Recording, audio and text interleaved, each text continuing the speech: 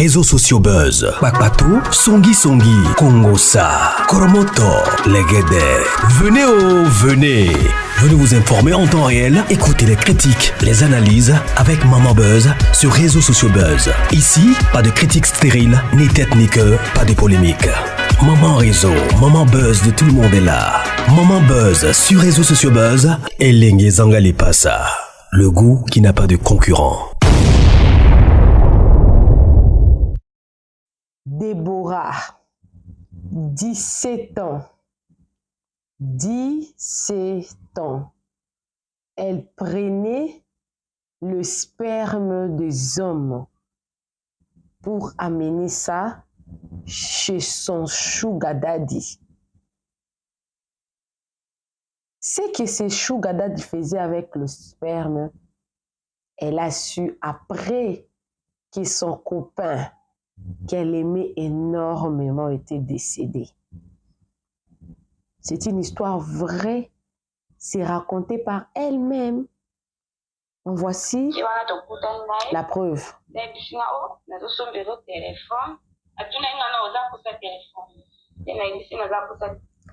C'est raconté en lingala, tellement que ma chaîne, c'est une chaîne francophone. Je ne saurais pas vous mettre l'original de la vidéo. Par contre, je peux vous raconter tout ce qu'elle a dit. Parce que j'ai suivi le lien, j'ai retrouvé ça, j'ai bien suivi l'histoire et je vais vous raconter ça. Et j'ai aussi lu le commentaire. J'ai lu le commentaire. Heureusement qu'on avait caché son visage, vous avez vu? Son visage est caché pour préserver sa dignité. Un jour, elle va se marier par la grâce de Dieu parce qu'elle s'est convertie. Ce qu'elle a fait là, c'est justement un témoignage pour avertir. Ce qu'elle a fait là, c'est ce que moi je fais. Quand je vous dis que le dehors est risqué, le dehors est gâté, le dehors est mauvais, parfois même des gens se préoccupent à écouter mon français, chercher les défauts, là où il y a des défauts dans mon français, au lieu de suivre le message que je vous apporte ici pour vous avertir. Le mal est partout, même chez les petits-enfants. Même chez les petits-enfants, elle a 17 ans. Elle n'a même pas 18 ans. Elle a 17 ans. Elle s'appelle Déborah. Cette histoire se passe à Kinshasa. Quand je vous dis que l'histoire ici, ça nous vient de Kinshasa. Il y a même de ceux-là qui viennent dans mes commentaires. Moi, j'habite à Kinshasa, mais je ne connais pas cette histoire. Kinshasa, combien de communes? Toi, tu habites dans toutes les maisons, dans tous les hôtels, dans tout le restaurant? Non. Non. Alors, Déborah, 17 ans. Son père et sa mère sont en vie, mais ne vivent plus ensemble. Elle vit avec sa mère. Sa mère l'inscrit dans une très bonne école. Sa mère, elle se débrouille bien. Elle éduque bien. Elle, à l'école, elle est partie faire ou s'associer à ce qu'on appelle les écuries, à un groupe de filles. Et ce groupe de filles-là, comme ils étudiaient les après-midi, et chaque jour quand ils partaient à l'école, elle dit qu'elle était déjà en 6e année. En 6e année, au Congo, les gens, maintenant là, ils vont jusqu'au 7e année. Non, c'était une année avant l'année terminale. Nous, dans les années où nous avons étudié, on dira 5e année des humanités. Mais comme nous avons changé un peu le système, parce que moi j'ai fini les études, ça fait très longtemps, comme j'avais dit tantôt, que j'ai fini mes études de licence depuis 2014. Donc, il a changé beaucoup de choses. Donc, en 6e année, comme ils étudient les après-midi, et leur groupe là, elles sont spécialisées. Elles sortent avec le sugar daddy. Ces groupes-là. Malgré ça, elle n'était pas au niveau de ses amis-là. Elle n'avait pas ces niveaux-là. Elle les enviait, elle était dedans, mais elle n'avait pas atteint le niveau où ses amis étaient. Ils fuyaient l'école chaque jour. Elle et ses amis qui étaient dans le même groupe, ils sortaient dans le cours vers 14 h. pour rentrer à la maison vers 20h, 21h. J'ai aimé parce qu'elle a dit, maman parlait toujours, mais moi je n'écoutais pas. Quand dans le témoignage ici, il y a de ceux-là qui commentent souvent dans les commentaires pour dire que non, les parents aussi ne surveillent pas. Il y a des parents qui parlent, mais les enfants n'écoutent pas. Elle a bien souligné, ma mère parlait, mais moi je n'écoutais pas parce que j'enviais. Elle dit jusqu'à ce qu'un jour, elle a fui les cours comme d'habitude vers 14h. Mais quand ils sont arrivés dehors, ils ont réussi à sortir de l'école. Quand ils sont arrivés dehors, ses amis ont pris une autre route. Elle aussi, elle a pris son chemin. Et en allant sur son chemin, elle est partie à Gombe dans une boîte. Vous savez toujours que ces derniers temps, les boîtes n'attendent plus la nuit pour ouvrir. Ils peuvent ouvrir la journée comme ça, mais dans la boîte, là, il fait tellement noir. On dira quoi? Boîte du jour. Parce qu'ils ouvrent même la journée. Elle est partie dans cette boîte-là en pleine journée. Quand ils ont réussi à fuir. Parce qu'ils partaient souvent mettre seulement la présence, la liste de présence pour signifier qu'elles étaient là. Mais après, et puis, elles sortaient. Arrivée en boîte, elle a remarqué que quelqu'un l'a jeté une bouchon. On dit quoi? Un bouchon. Un bouchon. Vous voyez. Les Français, je vais me tuer un jour. En anglais, il n'y a pas les lait, les là. En anglais, il n'y a pas ça. Il n'y a pas les lait, il n'y a pas les là. Quelqu'un l'a jeté un bouchon. Et puis elle a remarqué, c'était un vieux papa. Et la personne qui était avec elle, qui était en train de lui faire cette interview, lui a dit, oh, mais tu as dit déjà que tu sortais avec le papa. Elle a dit, non, je sortais avec le jeune tonton. Le jeune tonton. Mais celui-là, il avait 62 ans. Et puis le monsieur lui pose la question, comment tu sais que le monsieur avait 62 ans? Il dit que je lui avais posé la question et qu'il m'a dit qu'il avait 70 ans. Elle a 17 ans. Le monsieur là, il a 62 ans. Et ils ont parlé avec le monsieur là. Le monsieur là lui a donné son numéro de téléphone. Elle aussi, elle a remis à ce monsieur son numéro de téléphone. Elle dit qu'elle avait l'habitude de sortir avec le tonton de 30 ans, de 35 ans, de 40 ans. Même 50 ans, elle n'avait jamais arrivé. Mais elle a jumpé une génération pour aller à une personne de 70 ans. Et elle était rentrée. Le jour où elle était rentrée à 21h, sa mère s'était sentie très mal. Elle lui a fortement grondé encore. Elle dit, elle me grondait, mais ce jour-là, elle m'avait beaucoup grondé, mais je n'ai pas voulu écouter ma mère. Et tellement que mes amis, elle avait un autre niveau. Moi, malgré que je faisais la même vie qu'elle, mais moi, je n'avais pas la chance de sortir avec le tonton qui avait beaucoup d'argent. Par conséquent, je ne m'habillais pas bien qu'elle. Je n'avais pas un bon téléphone du niveau où je voulais avoir. Donc, je n'étais pas bien habillée, je n'étais pas bien maquillée. Mon habillement ne me plaisait pas par rapport à l'habillement de mes amis. Donc, quand j'ai vu ces papas-là, j'ai vu la jupe, j'ai vu, malgré que son âge était avancé, j'ai gardé secret pour moi-même. Et au téléphone, le papa l'a appelé. Ah, je t'ai vu avec un téléphone, mais cela ne me plaît pas. Tu veux que je t'achète quel téléphone? Comme ça seulement, sans rien. Sans qu'il y ait quoi que ce soit. Ils se sont vus une fois. Le lendemain, le monsieur l'a appelé. Je t'ai vu avec un téléphone, mais ça ne m'a pas plu. Tu veux que je t'achète quel téléphone? Et les filles d'aujourd'hui, hein, elles peuvent mourir à cause de l'iPhone, hein? Aujourd'hui, nous sommes à 15, mais elle a dit qu'elle voulait un iPhone 13. Et le lendemain, le monsieur l'a appelé. Déborah, viens prendre ton iPhone 13 que tu m'avais demandé. Et Déborah était partie. Et avant que le monsieur puisse remettre le téléphone à Déborah, le monsieur a dit, avant que je te donne ce téléphone, Nous devons coucher ensemble. Puis il a dit, oh, seulement aujourd'hui, seulement l'avant-hier, je t'ai connu, tu m'as demandé si tu pouvais m'acheter un téléphone et du coup, tu veux coucher avec moi. Et le monsieur lui a répondu clairement, hein, le monde des ténèbres, j'ai des tendances par rapport aux histoires que j'écoute. Des fois, l'autre histoire là, vous vous souvenez hein, de la fille où elle s'est fait initiée à une secte par elle-même parce qu'elle avait acheté tous les matériaux de l'initiation elle-même. Elle dit qu'elle, on ne l'avait pas forcée. Mais le monsieur là lui avait dit clairement comme ça, tu penses que je peux te donner ces téléphones pour rien comme ça? Nous devons coucher ensemble. Elle était partie prendre le téléphone.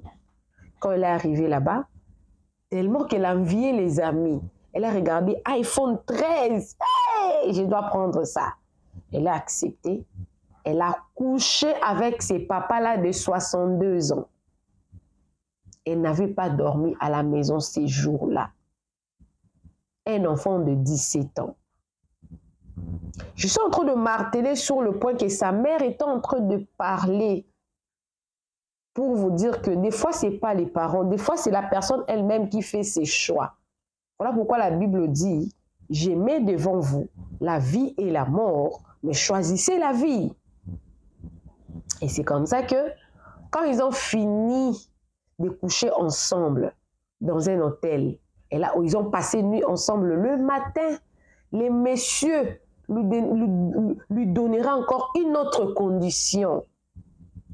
Comme nous avons couché ensemble comme ça, ne te lave pas. Tu dois chercher le jeune garçon. Tu dois encore coucher avec eux. Elle a dit le jeune garçon au pluriel. 2, 3, peu importe le nombre.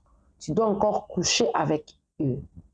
Et si tu couchais avec eux, avant que tu ne rentres chez vous, tu dois venir coucher avec moi encore. Yes.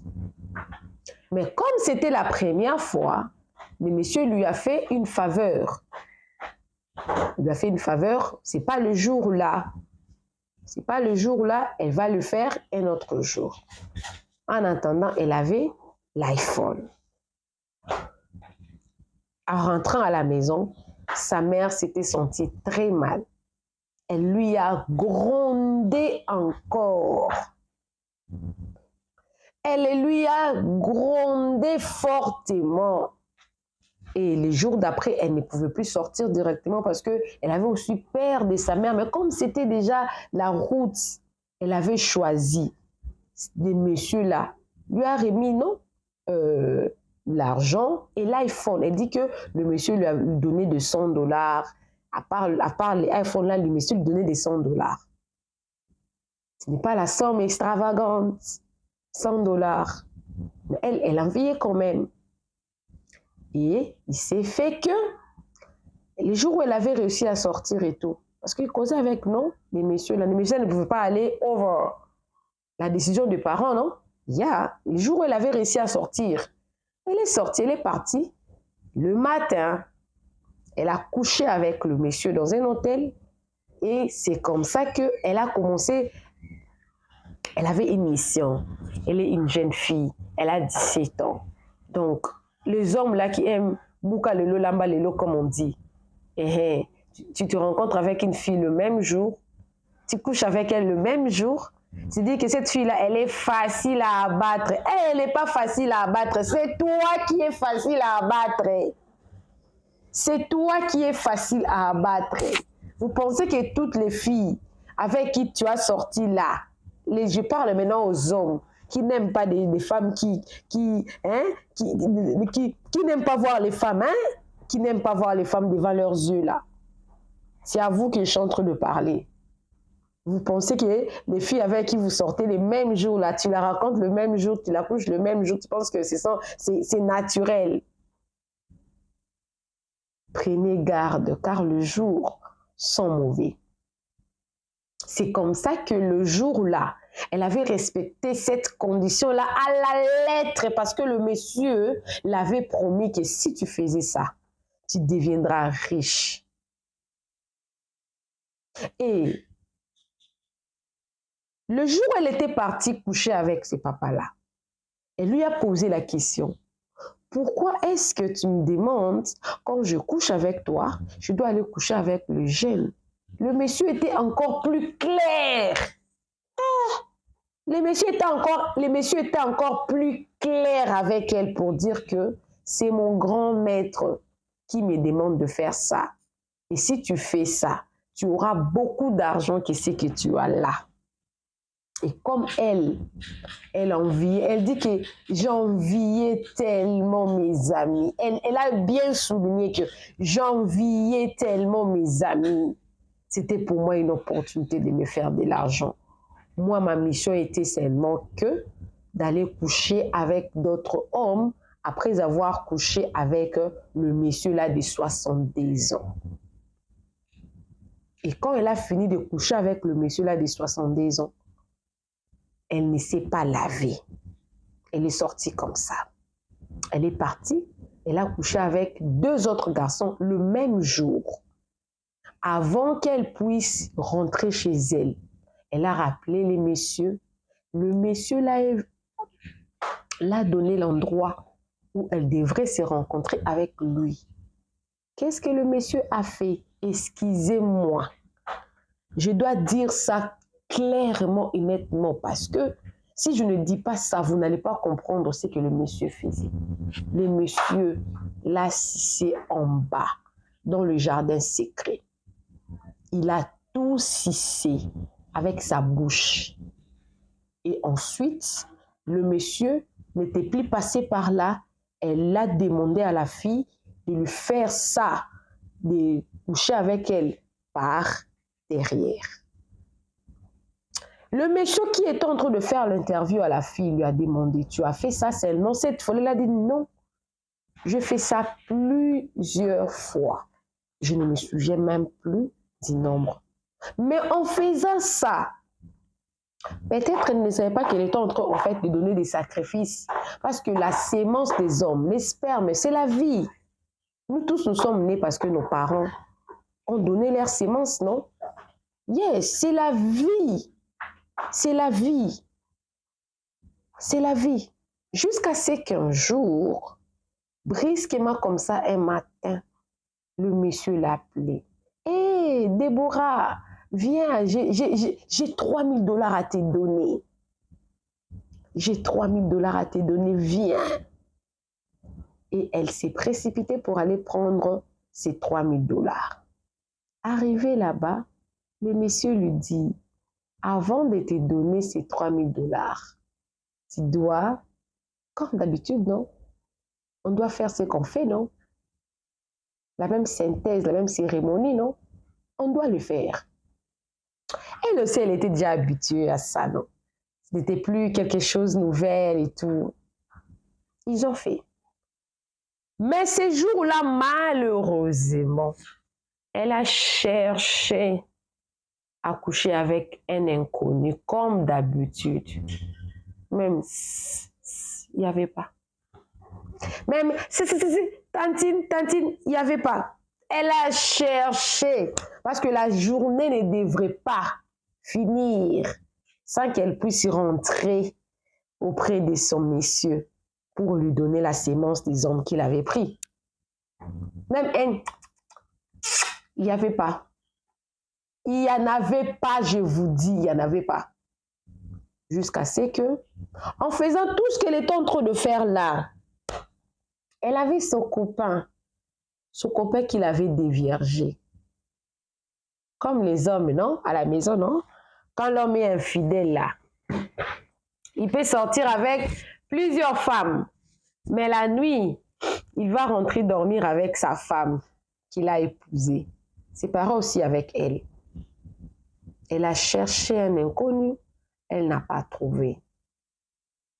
Et la solution était d'appeler seulement son copain avec qui elle vivait.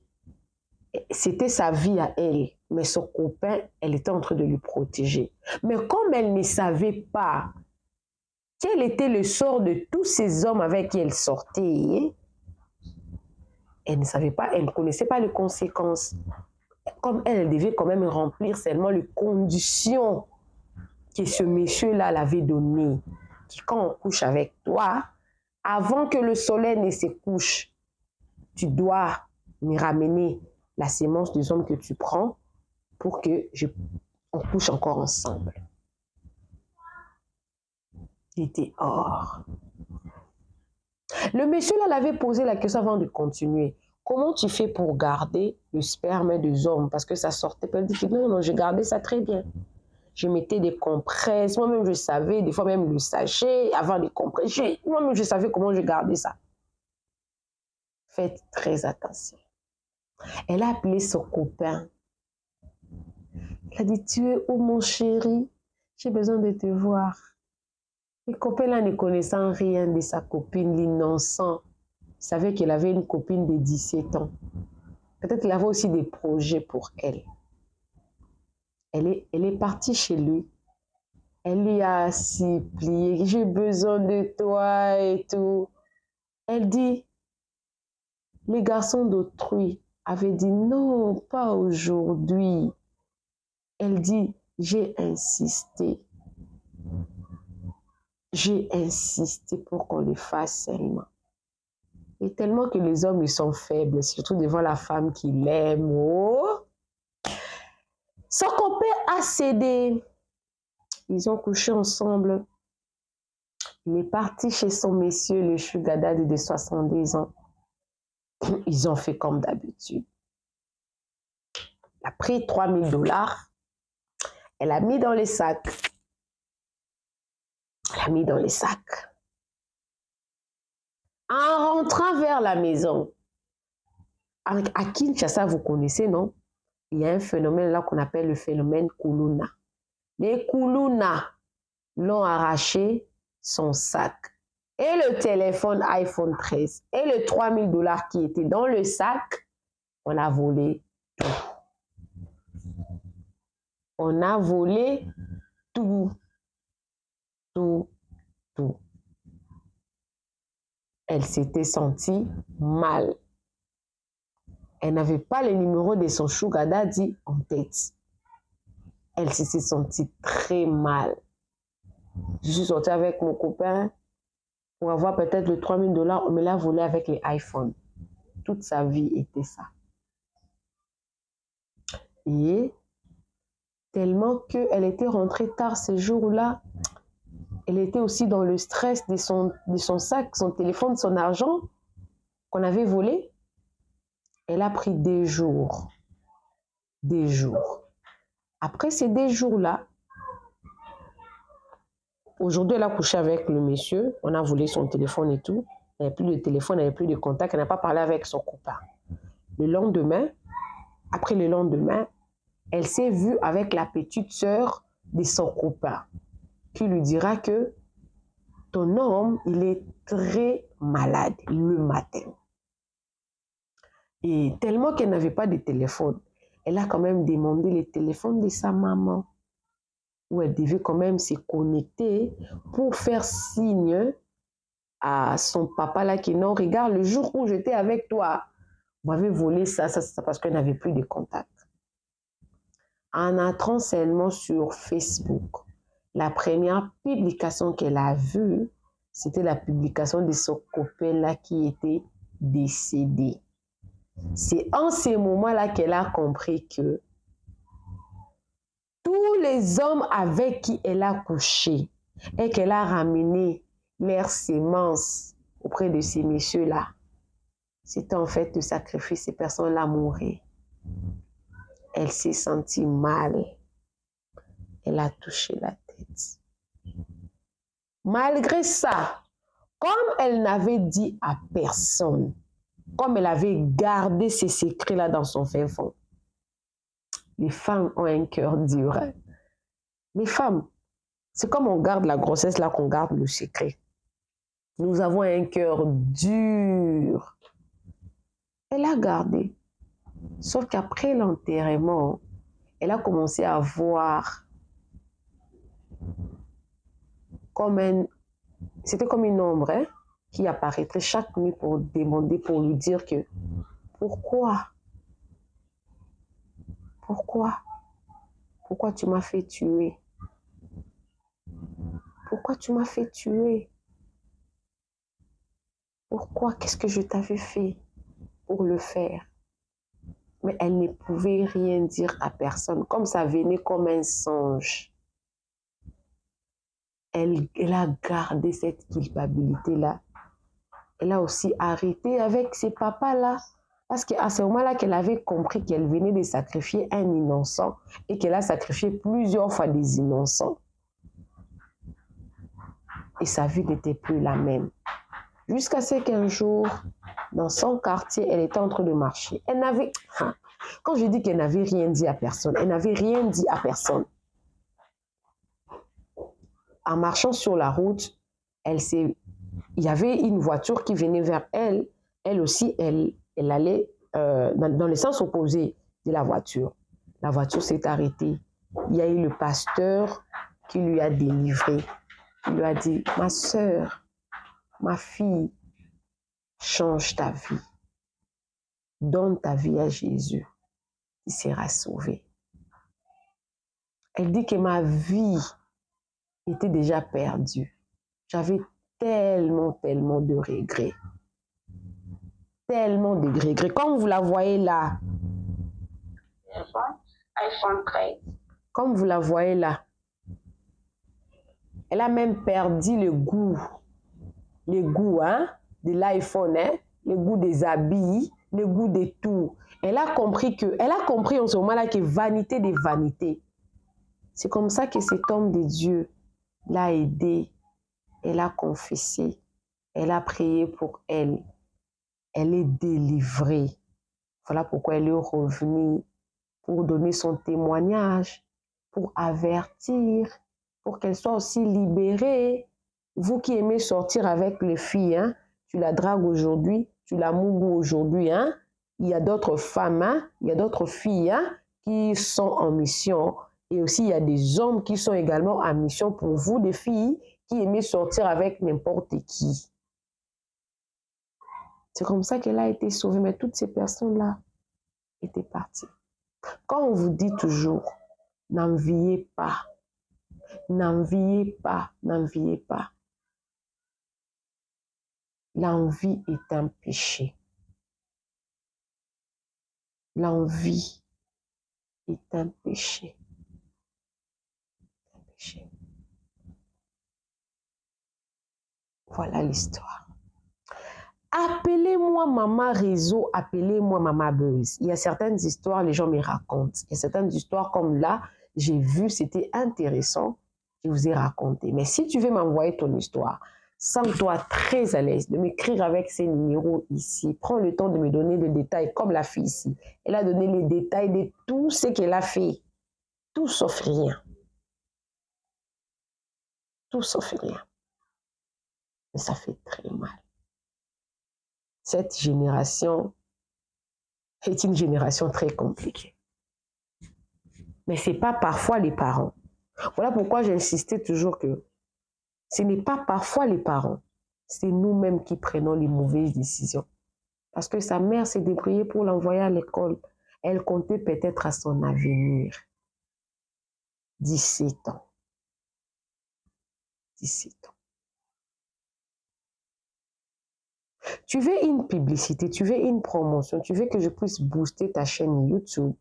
Sens-toi aussi à l'aise de m'écrire, toujours avec le même numéro. Nous allons parler, on va faire votre publicité, votre promotion, ou nous allons monétiser ou même booster votre chaîne YouTube. On se retrouve prochainement dans une nouvelle vidéo avec une nouvelle histoire qui se diffère des unes des autres. Bisous, bisous, que Dieu vous bénisse. Bye!